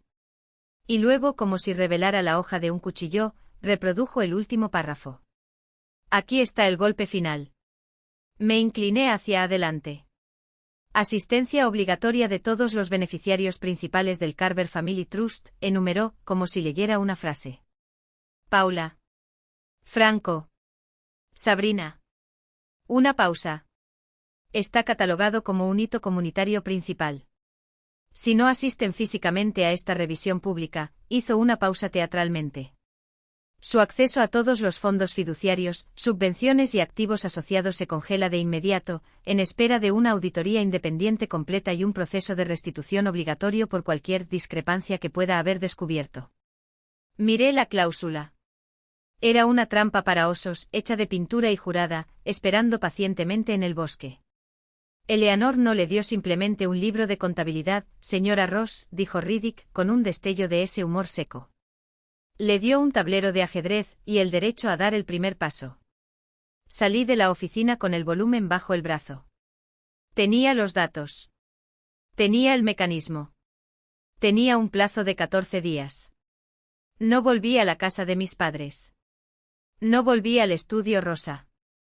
Me detuve en el Maple Ridge Motel, un bloque de hormigón gris al costado de la carretera que olía a desinfectante barato y a desesperanza. Pagué en efectivo. Me senté en la cama hundida, abrí la computadora portátil y comencé a construir el arma. No sería un modelo académico complejo. No habría lugar a interpretaciones. Sería sencillo. Brutales. Irrefutable. Un panel comunitario. El que le había descrito a Eleanor años antes. La interfaz estaba limpia. Blanco. Cortar. El título, una declaración. Libros abiertos, a donde se fue realmente el dinero. Sin hojas de cálculo. Sin números sueltos. Iconos. Creé un módulo para el fondo de almacén. Un bar mostraba las donaciones recibidas, destinadas a la entrega de alimentos. Luego una flecha. Señalando dos iconos, una barra de pan, y una lata de combustible rojo. Usé los datos de Omar. Mostré que el galón se reducía en un 60%. El dinero había sido malversado. ¿A dónde? La respuesta estaba en el siguiente módulo, moral comunitaria. Su icono, una copa de champán y una ristra de luces intermitentes. Creé un módulo para buena voluntad. Mostré la solicitud original del señor Kell, un icono de mosaico. Negado. Al lado, un pedido aprobado por el mismo importe. Icono, un mosaico de terciopelo burdeos. Los archivos de Sabrina eran la pieza central. Mostré las facturas de Gilded Hanger and Event Services LLC, la que tiene un apartado postal en la tienda UPS. Seguí el flujo, el viaje de ida y vuelta del dinero, desde la organización benéfica hasta la empresa fantasma. No fue una acusación. Eran matemáticas. Era el esquema de una máquina averiada. Día 4. Era hora de alimentar el panel con respuestas verificadas en tiempo real. Accedí al correo electrónico principal de la fundación. Escribí una advertencia formal y discreta. Mi nueva firma brillaba en el pie de página: Madeline Ross, administradora interina, Fundación Bicomen. El cuerpo del correo electrónico era breve. Directo. Para todos los proveedores y receptores de financiación de la Fundación Bicomen, 2020 presente. Asunto: auditoría de sistemas obligatoria. Como parte de un proceso de transparencia y cumplimiento, solicitamos verificación de los servicios prestados por los montos recibidos y lista adjunta. Envíe los recibos detallados antes del viernes EOD para garantizar la continuidad de la financiación futura. Se lo envié a Omar, al almacén. Para el señor Kell, en la iglesia. A la clínica. Y para ver la lista completa de proveedores de moral comunitaria. Percha dorada. Los proveedores de catering. El diseñador gráfico. Servicios de eventos de Maplerig, LLC. Las respuestas legítimas llegaron rápidamente. Omar respondió en 10 minutos. Comprobado. Y gracias a Dios alguien finalmente pregunta. Anexos, registros de combustible. Señor Kell. Comprobado. Servicio, cojines de banco de terciopelo, según pedido de P. Carver. La respuesta de Gilded Hanger tardó 3 horas. No estaba tranquilo. Fue hostil. Defensivo. En pánico. Esto es muy irregular. Nuestro acuerdo es con Paula Carver, no contigo. Todos los servicios se brindaron como marca comunitaria y las facturas están pagadas. No proporcionaremos recibos detallados por. Llegué al Maplerig Civic Hall a las 5:45 de la tarde con el peso de esa mañana todavía sobre mis hombros: 2 vidas, 2 caminos, una elección. El edificio era un bloque de hormigón de los años 70, con ventanas estrechas que dejaban salir una luz amarillenta, como si el lugar respirara con cansancio. Afuera, un grupo de mujeres con cardigans y pañuelos de iglesia susurraban cerca de la entrada, con los ojos fijos en mí cuando salí del auto. Una de ellas, Donna, la tesorera de la Liga de Damas, se cruzó de brazos y susurró algo que hizo que las demás asintieran con la cabeza y fruncieran los labios en señal de desaprobación. No aparté la mirada. Sonrisa. Una sonrisa pequeña y educada, del tipo que mi madre me enseñó a darle a los extraños cuando quieres mantenerlos a distancia. En el interior, la habitación olía a café quemado y cera para el suelo. Las sillas de metal estaban dispuestas en filas desiguales, como si alguien las hubiera arrastrado a toda prisa. Sobre el escenario, una mesa larga cubierta con un mantel verde oscuro, el mismo que usaban en las reuniones del ayuntamiento, y sobre ella, 3 tarjetas de mesa color crema con impecables letras negras. Leonor Bicom. Asientos comunitarios. Reservado para los que se presenten. La ironía no pasaría desapercibida. Riddick ya estaba allí, de pie contra la pared del fondo, con las manos en los bolsillos de su traje gris.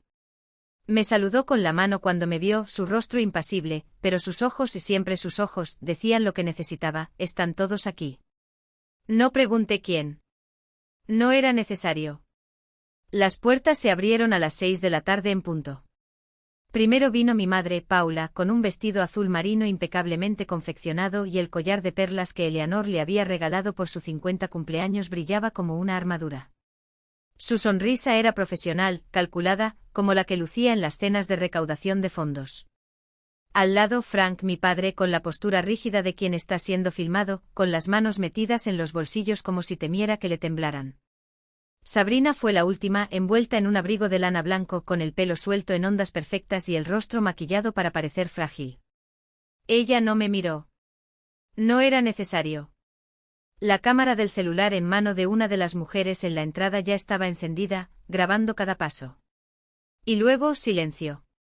Porque detrás de ellos, empujando una silla de ruedas con sus propias manos, iba Eleanor. Su cabello blanco estaba recogido en un moño bajo, sus ojos eran claros y afilados como espadas. Llevaba una chaqueta de tweed sobre un vestido sencillo y en su regazo llevaba un maletín de cuero marrón con los bordes deshilachados. Cuando la rueda de la silla chirrió al pasar por la puerta, toda conversación se apagó. Incluso Paula se dio la vuelta y la máscara de control se agrietó por un segundo. Madeline, dijo Eleanor, sin preámbulos. Comenzar. No fue una petición. Subí al escenario y mis tacones resonaron en el suelo de linóleo. No miré atrás. No era necesario. Sabía que estaban allí los tres, alineados como acusados en un tribunal que no habían elegido. Sabía que las sillas de la comunidad se estaban llenando, que los murmullos estaban aumentando, que alguien y quizás más de uno, ya estaba hablando por teléfono, alimentando el hambre de drama de la ciudad. Abrí mi computadora portátil. En la pantalla una sola frase en letras negras sobre fondo blanco. ¿Qué pasa cuando la caridad es un negocio pero los libros son un secreto? Hice clic. Apareció la primera diapositiva. Era una foto de Omar, el conductor de la camioneta de la fundación, parado al lado del vehículo, las manos en los bolsillos de la chaqueta, la sonrisa cansada.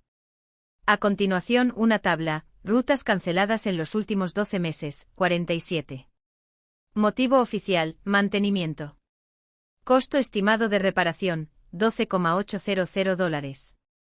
Monto gastado en almohadas de terciopelo, $14,300. Este es Omar, dije con voz firme, cortando el aire como una espada. Conduce la camioneta que se supone debe llevar a los pacientes en diálisis al hospital de Fairfield. 3 veces por semana durante los últimos 4 meses, ha tenido que llamar a los pacientes y decirles que no puede recogerlos. ¿Por qué? Porque la furgoneta estaba en mantenimiento. Pero los registros de combustible muestran que condujo menos de 500 millas en ese tiempo. Y los recibos, sí, los recibos, muestran que mientras Omar explicaba a las personas mayores que se perderían otra sesión de tratamiento, la fundación gastaba miles de dólares en publicidad. Me volví hacia el público. ¿Alguien aquí ha tenido que elegir alguna vez entre un tratamiento médico y una almohada de terciopelo? Porque te lo garantizo, los pacientes de Omar lo hacen. El silencio que siguió ya no fue neutral. Fue una bomba de tiempo. Y yo acababa de encender la mecha. Negado, otros gastos fueron aprobados con entusiasmo. Hacer clic. La pantalla detrás de mí mostraba una hoja de cálculo en rojo sangre, gastos aprobados, tercer trimestre de 2022. Los números saltaron como cuchillos. Mientras los tanques de los vehículos de la despensa se secaban y el agua de lluvia inundaba las tiendas de alimentos, la Fundación Bicom inyectó $47,890 en experiencia de donantes, o en términos humanos, en canapés de queso brie y mermelada de higos para el cóctel anual. $23,500 en flores importadas para decorar mesas que ningún beneficiario vería jamás. Y mi favorito, $12,700 en consultoría de imagen, para enseñar al personal a sonreír en las historias de Instagram mientras explica con dulzura que lamentablemente los recursos son limitados. Hacer clic. Una foto de primer plano, la firma de Omar Bicom, estampada en verde, junto a una cotización para cojines ergonómicos de cuero italiano, $8,200, para la sala de espera de la sede. $8,000 en cuero, mientras el señor Kell colocaba cubos en el suelo de la despensa. $8,000 cómodamente mientras la señora Lila May, de 78 años, esperaba 3 horas al sol por una canasta básica de alimentos porque la camioneta no tenía gasolina para llegar hasta ella. Me volví hacia el público. Mis dedos agarraron el borde del atril. ¿Alguien aquí cree que el cuero italiano es una necesidad humanitaria? Una pausa. Porque tengo una noticia para ti, el hambre no es selectiva. No le importa si el asiento es de terciopelo o si la habitación huele a lavanda francesa. El hambre dobla a la gente por la mitad. Y mientras tanto, haga clic. La pantalla mostraba un gráfico, una línea roja que se elevaba hacia el cielo, denominada gasto en eventos sociales, y una línea azul que se derrumbaba, apoyo comunitario directo. Se cruzaron en 2021 como tijeras que se cierran. El año en que mi madre asumió el cargo de presidenta de la junta directiva. Esto no es un accidente. Mi voz cortó el aire como una espada. Este es un patrón. Un patrón de decidir que algunas vidas valen más que otras. Que es más urgente una cena de gala que un tejado. Que una publicación en Instagram es más importante que un tanque lleno de gasolina. El silencio era ahora eléctrico. Oí a alguien en la tercera fila respirar con dificultad. Alguien tosió ahogadamente. La cámara de televisión parpadeaba sin descanso. ¿Y lo peor? Continué bajando el tono, obligándolos a inclinarse hacia adelante. Ellos lo sabían. Aquí todo el mundo sabe cómo funciona una hoja de cálculo.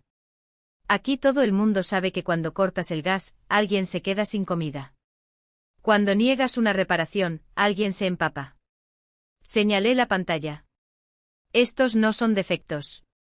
Son elecciones. Hacer clic. La última imagen, un recibo fechado hace 3 semanas. Servicio, limusina a directores de transporte evento, reunión de donantes VIP. 6.300 reales. La misma semana la despensa rechaza a 12 familias por falta de transporte. Entonces dime. Mi voz se elevó no en un grito sino en una fría autoridad. ¿Qué justifica esto? ¿Qué es exactamente lo que hace que una limusina sea más esencial que una comida? ¿Qué hace que una bebida de 200 reales sea más urgente que un techo que no se derrumbe? Nadie respondió. No era necesario. La respuesta estaba en los asientos vacíos de la primera fila. En las miradas desviadas del consejo. En el clip sobre la mesa pequeño, barato, funcional, junto al tulipán blanco, que ya se está marchitando bajo las luces. No estoy aquí para acusar. Mentí. Estoy aquí para mostrarte el espejo. Señalé la pantalla, los números, las fotos. Esto es lo que sucede cuando la caridad se convierte en un negocio. Cuando la compasión tiene un precio de mercado. Cuando las personas que deberían servir deciden ser servidas. El micrófono siseó. Alguien del público contuvo la respiración. Sonreí. No fue una sonrisa amable. Ahora, dijo mientras la diapositiva cambiaba a una sola palabra, en letras negras sobre blanco, auditoría. Hablemos de dónde acabó realmente el dinero. La puerta se abrió con un lento crujido, como si el edificio mismo estuviera conteniendo la respiración. Y entonces ella entró. No fue mi madre. No fue mi padre. Era Sabrina. Pero no la Sabrina de las redes sociales, no la Sabrina de los carretes pulidos y las sonrisas ensayadas para la cámara. Esta era una versión desmontada de esa imagen. Su cabello normalmente impecable estaba recogido en un moño descuidado. El maquillaje que alguna vez fue un escudo de perfección, ahora era solo una máscara corrida, rímel líquido y base agrietada. Llevaba una chaqueta de cuero gastada, como si hubiera salido corriendo de casa sin pensar. Y en sus manos no un móvil para grabar, ni un guión para interpretar, sino un sobre arrugado, con los bordes deshilachados como si lo hubieran abierto y cerrado 1000 veces. El silencio en la habitación ya no era gélido. Era eléctrico. Subió los escalones del escenario con pasos pesados, sus tacones altos golpeaban el suelo como martillos. Cuando llegó al podio, no miró al público. No miró a la cámara. Él me miró. No voy a mentir, dijo y su voz, normalmente melódica y calculada, sonó áspera, como si hubiera gritado hasta quedarse ronco. No voy a fingir que no lo sabía. Colocó el sobre en el podio y lo abrió con dedos temblorosos. En el interior no había contratos ni recibos. Había fotos. Viejas Polaroids descoloridas por el tiempo. Uno mostraba a una joven Eleanor parada junto a un edificio con el letrero Fundación Bicom, abierta a la comunidad. En otra, mi abuela sosteniendo la mano de una niña, mi madre, frente a una despensa llena de latas de sopa y paquetes de arroz. Crecí escuchando que esto, golpeó el sobre, era un legado. Que la fundación tenía que ver con la dignidad. Pero en algún momento confundimos dignidad con decoración.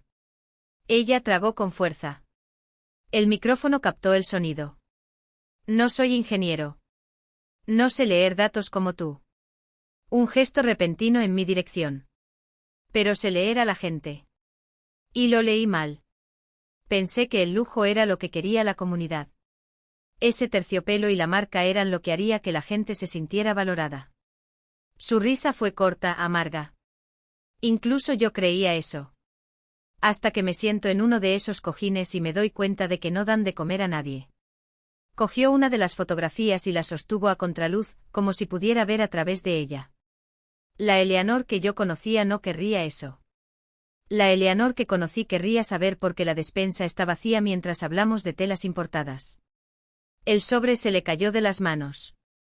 Las fotografías esparcidas por el suelo del escenario, como pruebas abandonadas. No tengo excusa, dijo finalmente. Pero tengo esto. Sacó un cheque de su bolsillo. No era uno de esos lindos cuadros con logotipos y firmas estilizados. Era un cheque rayado corregido a bolígrafo con una cantidad garabateada sobre el original. Son 58.000. No son los 50 de Maple Ridge, porque ya he gastado 8 de los grandes en, hizo una pausa, con los labios temblando, en cosas que no importan. Pero es todo lo que tengo. Y no es un reembolso. Es un reembolso. Dejó el cheque en las fotos y dio un paso atrás, como si el podio la estuviera quemando. No voy a pedirles que me perdonen, dijo mirando al público por primera vez. Porque no eres a ti a quien traicioné. Era ella. Un gesto hacia Eleanor, sentada en la primera fila, inmóvil. Y ella no es del tipo que perdona. El micrófono silbó mientras ella se alejaba.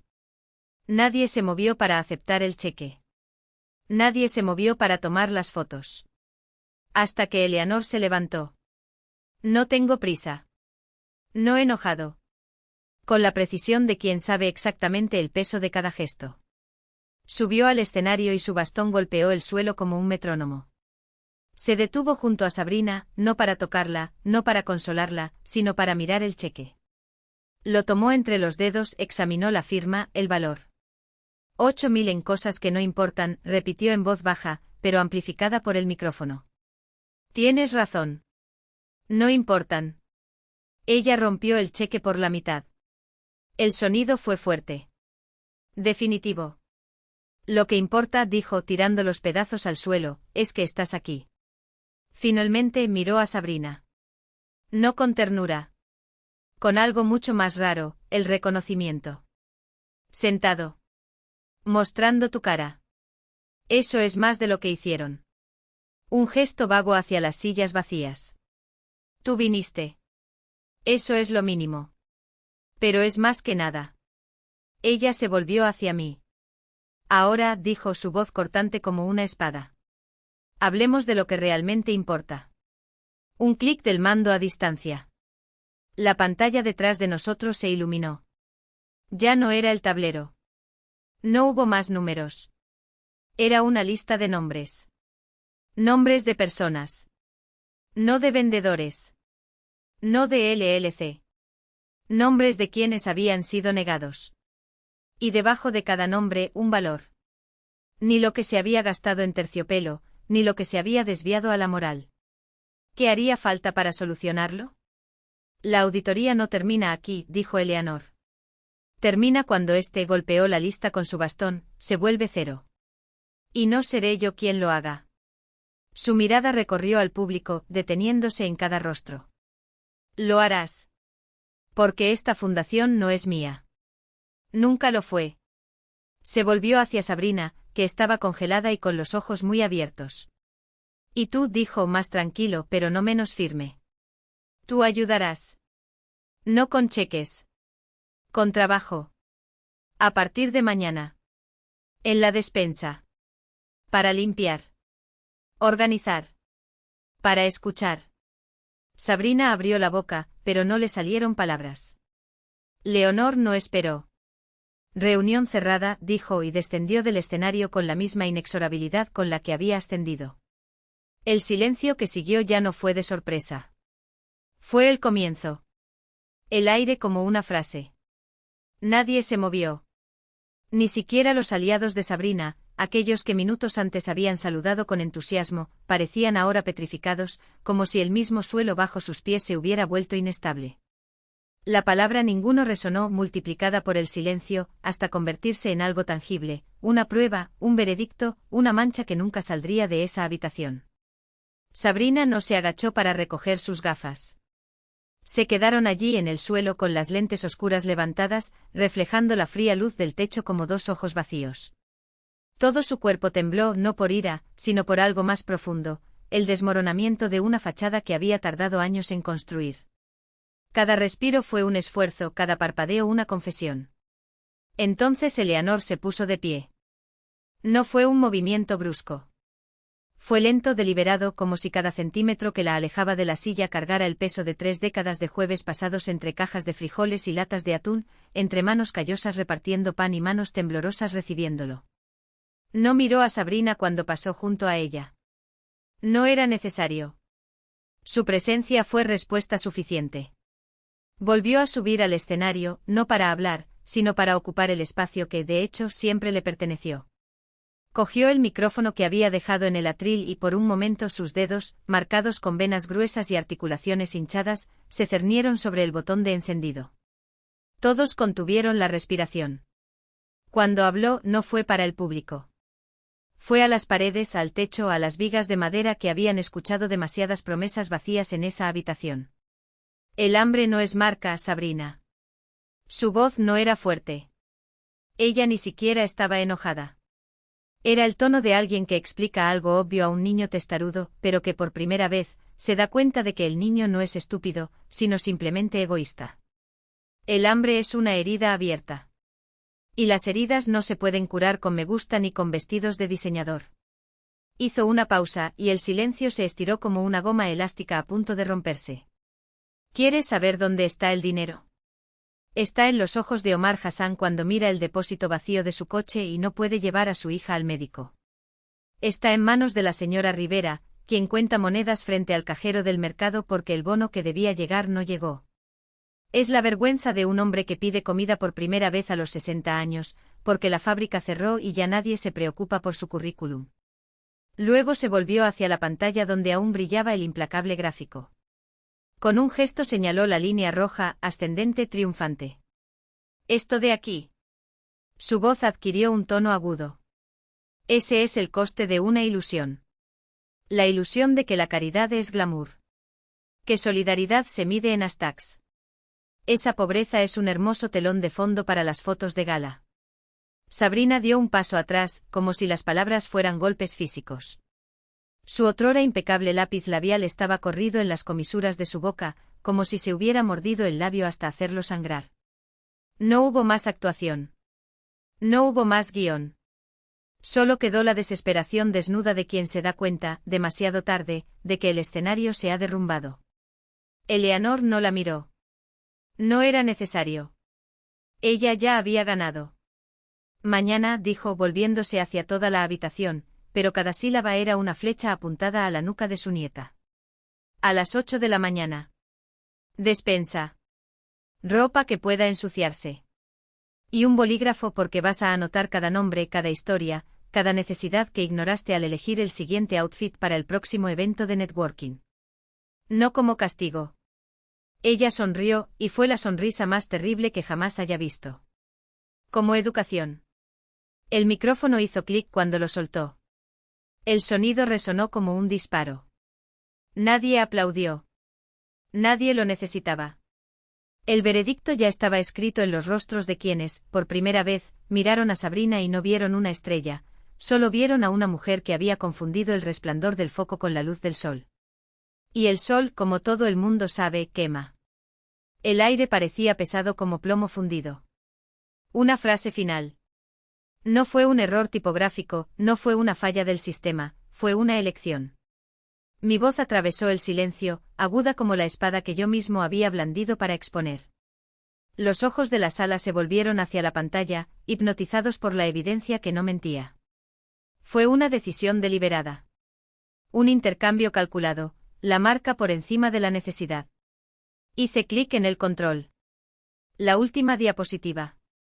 El golpe de gracia. Esto, dije, es la prueba de esa elección. La pantalla se iluminó con un correo electrónico de Paula Carver Gmail. Calma. Enviado al dueño de la percha dorada. El pasaje clave estaba resaltado en rojo y el punto láser parpadeaba sobre las palabras como un dedo acusador. Leí en voz alta, con voz plana, gélida, quirúrgica. No podemos usar los fondos de la fundación para entretenimiento o vestimenta directamente. Los auditores no lo aprobarán. Debe enumerar todas las facturas de la fiesta de lanzamiento de Sabrina y la ropa bajo el título Mejora de la comunidad y alcance social. Llámelo marca cívica. Es la única manera en que puedo aprobar el pago. Un sonido recorrió el pasillo. No fue un suspiro. No fue un grito. Fue un rugido sordo, un gemido furioso y colectivo, como el crujido de huesos secos bajo una bota. No fue un error. Fue intención. Fue colusión. Era el sonido de la ciudad despertando. Las madres de Maple Ridge, el comité, los donantes, todos al mismo tiempo, decidiendo quiénes eran. La narrativa se vino abajo. El hechizo se rompió. Antes de que el murmullo se convirtiera en un grito, una nueva figura se levantó. Era el señor Kell, el conserje. Su rostro reflejaba una tristeza tan profunda que parecía tallada en piedra. Caminó lentamente con la espalda inclinada por el peso de años de silencio tragado, hasta el micrófono de la isla. Sabrina seguía petrificada a su lado, prisionera sin llaves. Él no la miró. Me miró en el escenario. Yo solo, su voz, desgastada por el tiempo, hizo que la habitación quedara en silencio. Solo quería decir que necesitábamos escobas desesperadamente. Todavía lo necesito. El suelo de la despensa todavía está mojado. Se giró, asintió una vez y regresó a su asiento. Necesitábamos escobas, no terciopelo. Era la ecuación moral definitiva. Fue el veredicto de una ciudad entera. Jasper Riddick se levantó de su asiento cerca del escenario. No logró subir al podio. Habló desde donde estaba, su voz seca y precisa como una cuchilla cortando el aire espeso. Como asesor jurídico me veo obligado a informarle que a partir de este momento queda oficialmente activada la cláusula de comparecencia. Cualquier beneficiario principal que no estuvo presente en esta reunión, es decir, Paula Carver y Frank Carver, perdió por pérdida todas las distribuciones discrecionales de los fideicomisos asociados hasta que se cumpla con la restitución total requerida por el fideicomisario interino. Su ausencia consta en las actas. La palabra perder golpeó a Sabrina como un puñetazo en el estómago. Ella conocía esa palabra. Sus ojos pasaron de Jasper a Eleanor y a mí, salvajes, desorientados. Su mundo, el imperio familiar financiado por la organización benéfica Cipón, acababa de convertirse en polvo. Ella se dio vuelta. No caminé. Corrió. Tropezando por el costado del pasillo hacia la salida roja. No se llevó las gafas de sol. La cámara de la televisión local la siguió sin descanso, la luz roja parpadeaba sin piedad. Capturó el momento en que ella empujó la barra de la puerta con todo su cuerpo. Capturó su fuga hacia la oscuridad del estacionamiento. Capturó el micrófono vacío que dejó atrás, balanceándose como el péndulo de un reloj que había marcado su última hora. Estuve en el podio. La habitación en silencio me observaba. Habían visto los datos, el enfrentamiento, el colapso. Respiré profundamente. Pensé en la silla vacía en mi final de robótica. En la puerta cerrada durante la tormenta. En el banco de la iglesia. Mi abuela, mi voz encontró su último punto de equilibrio, decía que el amor sin presencia es solo reputación. Esta noche los números nos muestran lo que eso significa. Quiere decir terciopelo en lugar de techos. Fiestas en lugar de rutas de despensa. Reputación en lugar de comunidad. Miré la primera fila vacía. Por las tarjetas con los nombres de mis padres. Al micrófono abandonado donde había estado mi hermana. Esto nunca fue sobre la familia, dijo. Se trataba de justicia. Porque al final, la justicia es solo una cuenta. Es el trabajo de un ingeniero. Es presencia. Y la presencia se mide en horas. Las 9 de la mañana del día siguiente. No era el salón cívico. Era la sala de conferencias de la Fundación Bicom, en el último piso del antiguo edificio del banco, larga, soleada, que olía a aceite de limón y a papel caro. La mesa de caoba reflejaba la luz como un espejo. Los miembros del consejo estaban allí, el representante del pueblo, el diácono de la iglesia, la presidenta del banco de alimentos, la señora Gabel. Sentados en silencio, sus rostros sobrios a la luz de la mañana. Y luego estaban las sillas. Jasper Riddick los había colocado él mismo, 2 asientos pesados y vacíos al otro lado de la mesa. Frente a ellos, tarjetas blancas impecables. Paula Carver. Frank Carver. Su ausencia fue una confesión firmada. En el centro de la mesa, donde todos podían ver, estaba mi tarjeta de la noche anterior. El que había dejado en el podio, reservado para los que se presentan. A su lado, un solitario tulipán blanco y un clip plateado. Eleanor presidió a la cabeza. Su bastón descansa sobre la madera. Los ojos recorrieron la asamblea y se posaron en los asientos vacíos sin hacer comentarios. Abrió la reunión con 4 palabras. Recordaremos quién vino. Jasper se puso de pie. La impecable chaqueta de tweed. Sostenía un documento delgado y encuadernado. Esto, anunció con su voz como un bisturí afilado, es una enmienda de intención para Beacon Living Trust, preparada por la señora Beacon Vigeldinesgro. Fue activada por el cumplimiento de la cláusula de asistencia ayer a las 7 de la tarde. Empezó a leer.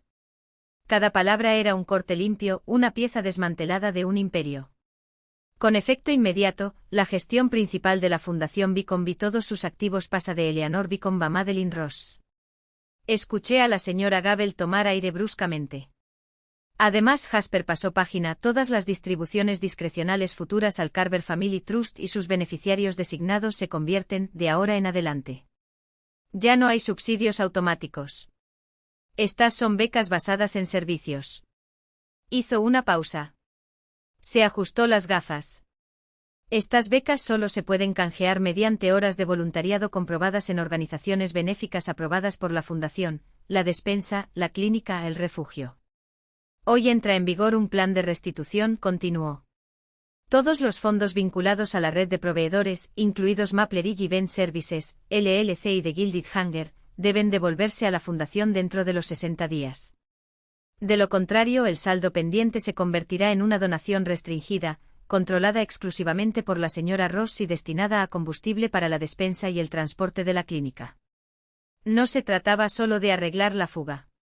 Estaba invirtiendo la corriente. Finalmente Jasper me miró por encima de la lente. Las asignaciones automáticas de Paula y Frank Carver terminan. Se sustituyen por créditos de asistencia. Horas registradas en la despensa, turnos de transporte en clínica, turnos de albergue. Silencio. No hay tiempo, concluyó con sus ojos en los míos. Sin fondos. El mecanismo era perfecto. Fue justo. Fue pura ingeniería. Eleanor recorrió el tablero con la mirada. Necesitamos una votación. La votación para ratificar la modificación del estatuto de la Fundación fue unánime.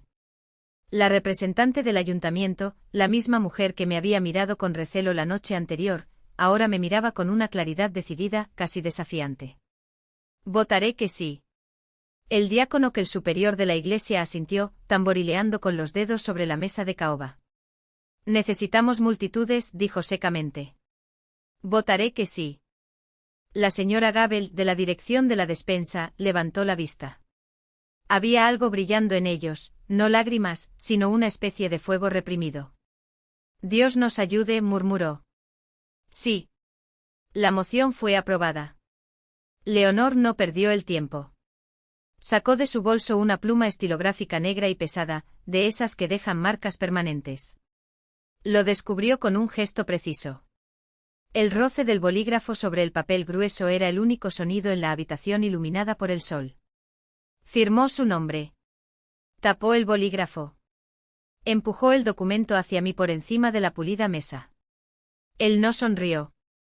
No era necesario. Me miró a los ojos directamente sin dudarlo. Los legados no se heredan, Madeline, dijo con voz baja, cortante como una cuchilla. Se construyen ellos mismos.